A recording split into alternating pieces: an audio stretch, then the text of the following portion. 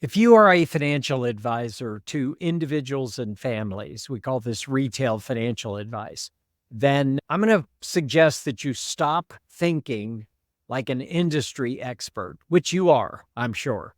But to stop doing that, resist the temptation to view our business from the industry perspective and flip it around. Think of our services from the client perspective. It will revolutionize your thinking. It certainly did for mine. Reminded me of a story where when I was dialing all of this in, I did a really deep dive into the data. I spent 2 years studying data, meeting with highly affluent families, meeting one-on-one with families, interviewing them, trying to identify what it was that they wanted from a relationship with a high-end financial advisor, ran focus groups. That was the main benefit for me, was to really confirm everything through focus groups. And it was a group of affluent families that, as a group, explained to me what they want from this relationship. It was completely different than I thought. I had been in the business for a dozen years prior to this transformation in my business. What I realized in that moment was when you think as a client, it will completely revolutionize your business. That if you begin delivering services as the expert that you are, but delivering services the way the clients want you to deliver them, that it will radically differentiate you from the rest of the financial advisor market. Make no mistake, these clients, I'm going to call them the mass affluent, the market that I targeted, which was affluent professionals, small business owners. Let's call it between $5 and $10 million in investable asset. The thing about that market is they are large enough, they have substantial enough assets and can command high enough fees, or that they are willing to pay high enough fees, that they have quite a few options when it comes to the financial advisors that they choose. The one thing you have going for you is how dysfunctional our industry is. Yeah, you've got two things that are really working to your favor. One is very few financial advisors really do want to make the effort required to step up above the standard, so that now you're delivering at a level that the mass affluent will hire in an instant. The second thing going for you is that, as I say, the industry is dysfunctional in that all these financial people in a typical mass affluent family's life are not talking with each other. This typical mass affluent potential client, they have financial people in their life before you ever met them. They have an accountant, they have an estate planning lawyer, typically. They've certainly got life insurance agents, auto and homeowner insurance agents. Typically, they've got a stockbroker, financial planner, money manager, something like that. So they're just all these miscellaneous people. What I'm saying is they never communicate with each other. So they're not aligned. So you have these two things really working to your benefit. Now, the question is, are you willing to step up and do something about it? That's what I am encouraging you in these series of videos. I am trying to encourage let's call it the 80-20 in our industry. The 20% of the financial advisors who are willing to make the effort that's far above and beyond what the average financial advisor is willing to do. While the masses of financial advisors are just playing around in the mud, doing what they do at an above average level. When I say financial advisor, it doesn't matter. You could be in the industry serving these families at any of these levels. You could be a tax accountant. You could be an estate planning lawyer. You could be a certified financial planner. You could be a stockbroker or estate planner, or it really doesn't matter. But the starting point is that you do something extraordinarily well for this type of client. But the fact that most of you are unwilling to coordinate with each other, and most of you are not willing to make additional effort to be radically different than the others, that's to your advantage if you're willing to step up and start moving in this direction. Start doing a whole lot more for a whole lot fewer, let's call them ideal clients, and serving them in a way that knocks their socks off. Why don't more financial advisors make the decision to step up, make the effort, and do the work required to deliver at this higher level? I don't know, but I have my suspicions. I think it's because they're comfortable that all of these financial advisors that are, let's call it, they have above average technical competence. So they're doing what they're doing very well. It could be money management. It could be tax accounting. It could be life insurance or whatever the case. You're very good at what you're doing.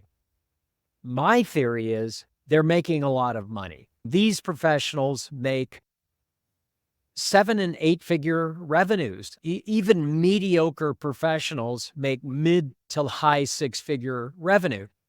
That's pretty good. You can live a nice life like that. Like if I'm making that kind of money, why on earth would I want to work harder just to what? Move to the next level of the business, push through and do better than everyone else who does what I do so that I can what?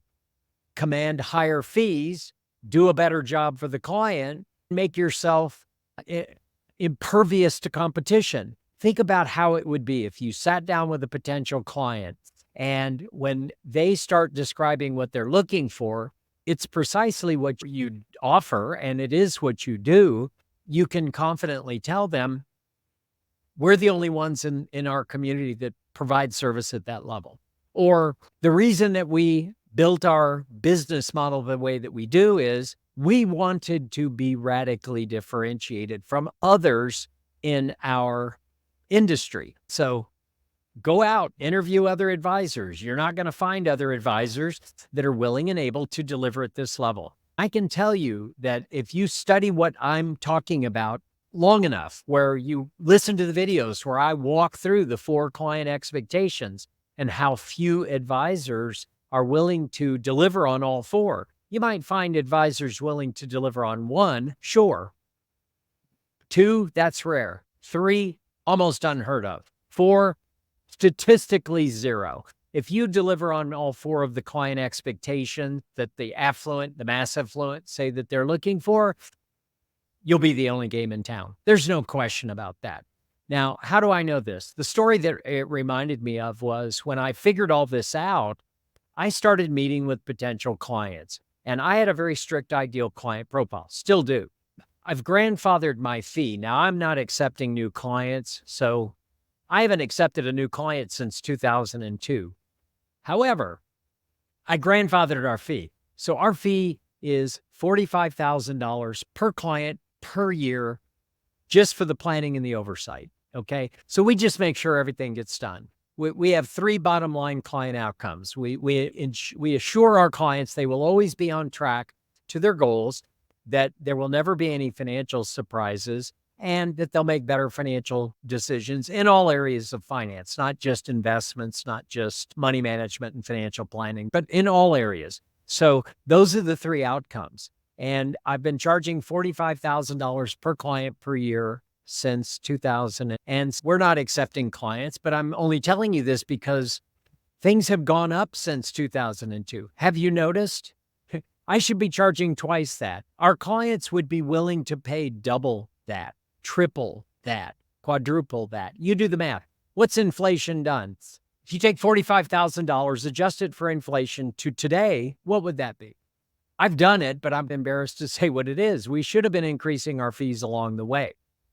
The point is that I was having success at sitting down with ample potential clients. Why? Because I am singing their song. I am talking about delivering at a level that was unheard of to them.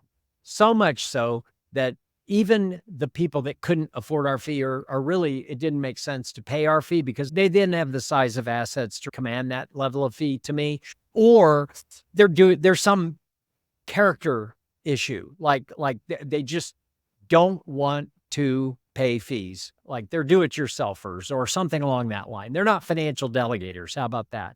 And so either because of their personality or because they just didn't have enough assets, I was meeting with all these potential clients, and only about 1 out of 8 did we invite into our ideal client community.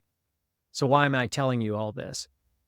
because I was sending all the others to a single referral, a younger advisor that I had identified in my community who's with another firm, actually with a tax firm. And I just sent all the people that we didn't work with to her because I admired her work. And I thought, she's not doing what we're doing, but what she's doing is honorable. What she's doing is really good planning.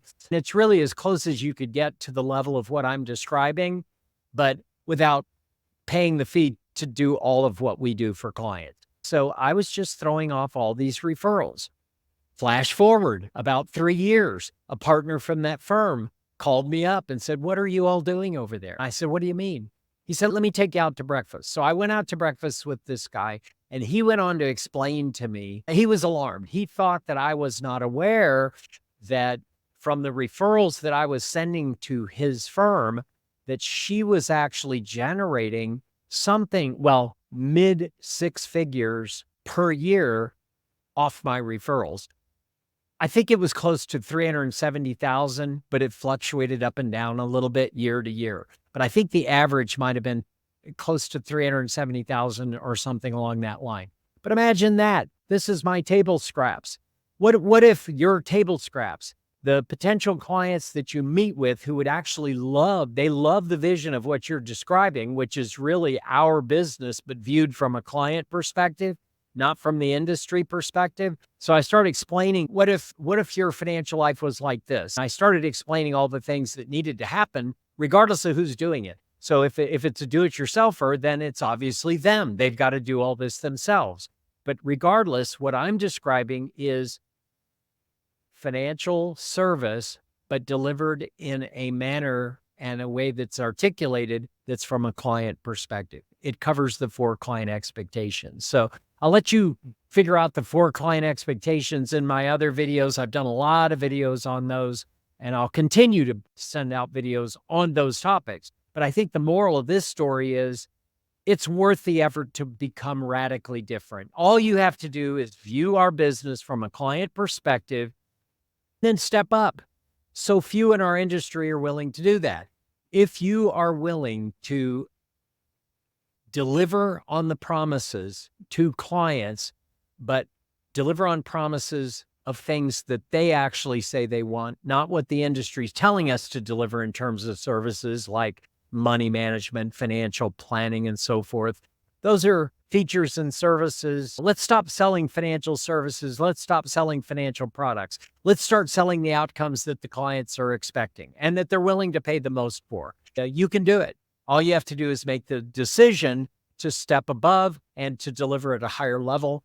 Yes, even if you're making 7 or 8 figures in revenue, if you move in this direction, it's because you realize for a little bit of time, you're going to have to work harder until you get it all dialed in. Then just like me, after you get it dialed in, your time's your own. You've delegated 100% of client service. This is only a short-term effort to get a very long-term gain. At that point, you are radically differentiated from every other financial advisor in your community. So I hope that helps. I look forward to continuing this conversation and really attempting to persuade that small percentage of financial advisors out there that are willing to step up and make the effort to be the financial advisors that clients are really hoping and praying that we will become.